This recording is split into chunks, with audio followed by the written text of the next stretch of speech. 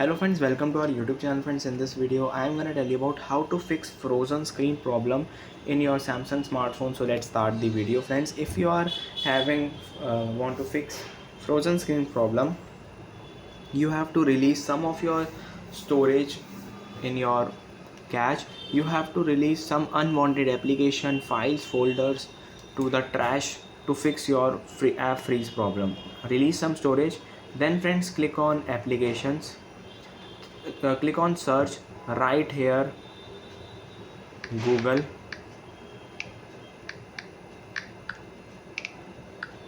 and here it is Google Play Services. Then friends, you have to just clear your storage and clear data. Then again you have to click on search, right here Android, and clear cache this and restart your device. It will fix your problem. I hope you like this video. If you like this video, then subscribe to our YouTube channel for more helpful tips and tricks videos. See you next time.